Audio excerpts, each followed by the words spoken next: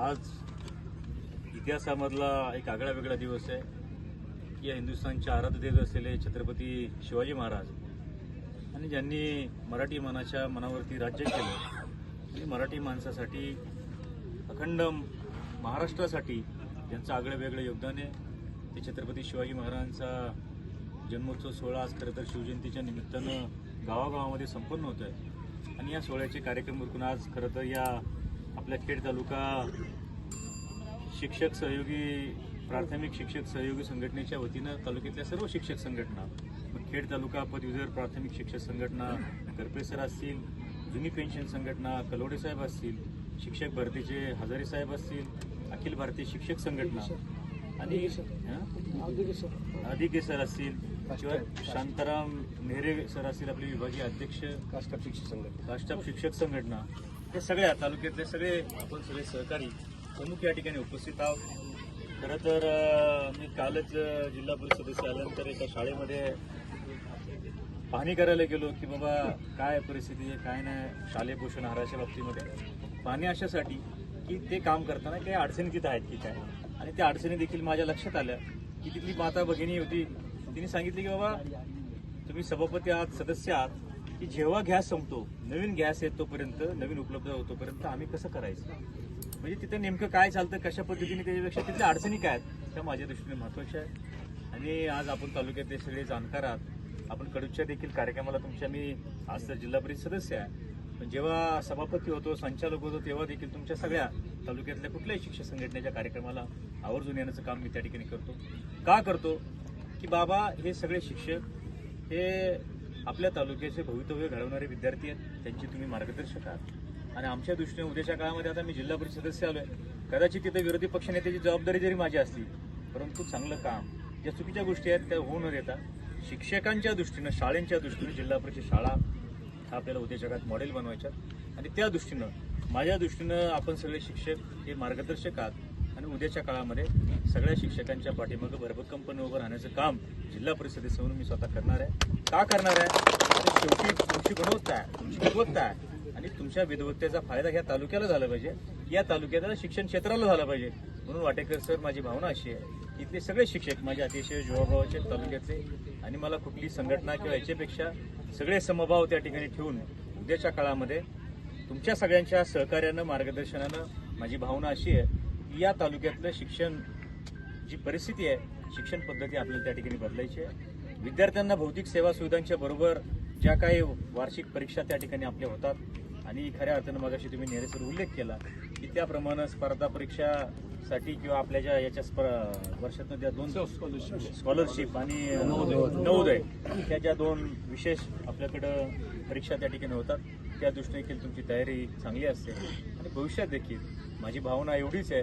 आम्ही 5 जिल्हा परिषद सदस्य जे निवडून आले आणि 8ही सगळ्यांचा 2 दिवसापूर्वी सत्कार सोहळा देखील केला होता आणि आम्ही सगळ्या जिल्हा परिषद सदस्यांनी सर्वपक्षीय नेते मंडळींनी असं ठरवलंय की उद्याच्या काळामध्ये खेड तालुक्यामध्ये विकासाच्या दृष्टीने एकत्र राहायचं. उद्याच्या काळामध्ये विशेषतः जो शिक्षण क्षेत्राचा पाया आहे त्या पायासाठी सगळ्यांनी आपण महिलाचं दगड त्या ठिकाणी व्हायचं आणि चांगलं काम उद्याच्या काळामध्ये शिक्षण क्षेत्रामध्ये आम्हाला उभं करायचं.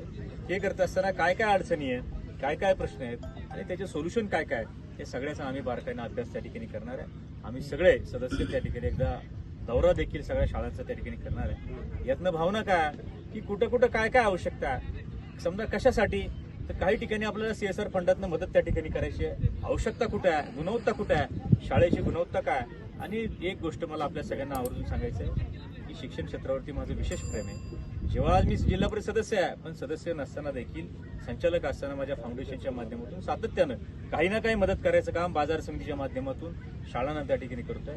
शेवटी माझी भावना अशी आहे की माझं मत असं तयार झालंय की जेव्हा लोकसहभाग तयार होईल त्या शाळेमध्ये शालेय व्यवस्थापन समितीबरोबर जेव्हा लोकसहभाग तयार होईल सातकर साहेब तेव्हा खऱ्या अर्थानं भौतिक प्रगतीच्या दृष्टीने ती शाळा पुढे येईल.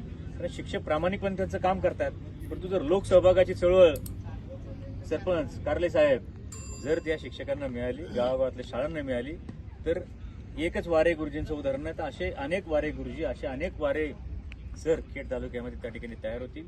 लोकसहभाग आणि लोकसहभागातली शिक्षण पद्धती खऱ्या अर्थानं उद्याच्या दृष्टीने महत्त्वाच्या.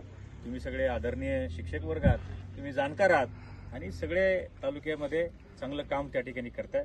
उद्याच्या काळामध्ये आमच्या सगळ्यांची जी काही मदत लागेल, जिथं उद्या कुठल्या शिक्षकावरती जरी अन्याय झाला तर भरभक्कमपणानं विजय शिंदे तुमच्या मागे उभा राहील. आमची सगळे तुमच्या मागे उभे राहतील. तुमचा न्याय आणि प्रामाणिकपणा, उद्या कुणावरती अन्याय झाला आणि अन्याय झालेलाच म्हणला मला वाचवा, तर मात्र आमची अडचण त्या ठिकाणी. शेवटी काय की न्याय आणि सद्विवेक बुद्धी जागृत ठेवून काम. कारण एखादी गोष्ट तुम्ही चुकीची करत असताना मग अनेक वेळा तुम्हाला चुकीचं काम त्या ठिकाणी करावं लागतं. परंतु माझी भावना अशी आहे की चांगलं काम, चांगली भूमिका आणि जे काय ते न्यायप्रिय असलं पाहिजे. ही सत्याच्या बाजूने आपली भूमिका असली पाहिजे. उद्या सत्ता असू किंवा नसू, तुम्ही सत्यासाठी लढले पाहिजे, ही भावना माझी आहे. माझ्या सर्व शिक्षक बांधवांना मला विनंती करायची आहे की तुमच्याही काही चांगल्या संकल्पना असतील की बाबा असं असं ह्या शिक्षण क्षेत्रामध्ये घडलं पाहिजे, अशा अशा गोष्टी आहेत ह्या चुकीच्या होतात किंवा ह्या गोष्टी संकल्पना चांगल्या आहेत, तर त्या देखील आपण प्रभावीपणाने त्या ठिकाणी राबवू शकतो. आणि फक्त शासन स्तरावरच्या मदतीवरती अवलंबून राहणारे आम्ही कार्यकर्ते नाही. आमच्याकडे अशा अनेक वेगवेगळ्या गोष्टी आहेत, अशा अनेक वेगवेगळ्या गोष्टी आहेत की त्या माध्यमातून काही निधी आपण उपलब्ध करू शकतो, त्या माध्यमातून काही CSRचा फंड उपलब्ध करू शकतो. अनेक सामाजिक संस्था आहेत, त्या माध्यमातून काही पैसे आपण त्या ठिकाणी उभे करू शकतो आणि हे पैसे शिक्षण क्षेत्रासाठी आपल्याला त्या ठिकाणी उपयोगी त्या ठिकाणी आणायचे. भविष्यात तुमच्या चांगल्या चांगल्या संकल्पना आम्हाला निश्चितपणे त्या ठिकाणी सांगा.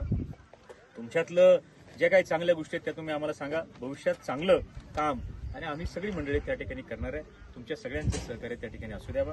आज क्रीडा क्षेत्राच्या निमित्तानं खऱ्या अर्थानं तुम्ही एक चांगलं त्या ठिकाणी तुमच्यातले सगळे गोष्टी बाजूला ठेवून एक सकारात्मक भावनेने या ठिकाणी एकत्र आलेल्या तुमच्या ह्या स्पर्धेसाठी मनापासून मी सदिच्छा शुभेच्छा व्यक्त करतो. आणि खऱ्या अर्थानं शिक्षण क्षेत्रात तुम्ही सगळे महामरू आहात. उद्याच्या काळामध्ये आमच्या सगळ्यांचं सहकार्य, तुमच्या सगळ्यांचं योगदान खऱ्या अर्थानं या तालुक्याच्या शिक्षण क्षेत्रासाठी महत्त्वाचं आहे. तुमच्या सगळ्यांच्या योगदानातनं, सहकार्यातनं एक चांगलं काम आपल्याला त्या ठिकाणी उभं करायचं आहे. एवढंच या निमित्ताने मी नमूद करतो. आपल्या सगळ्यांना या स्पर्धेसाठी मनापासून सदिच्छा शुभेच्छा व्यक्त करतो आणि आमच्या सगळ्या जिल्हा परिषद सदस्यांच्या वतीनं खऱ्या अर्थानं तुम्हाला या स्पर्धेसाठी मनापासून सदिच्छा शुभेच्छा व्यक्त करतो. धन्यवाद.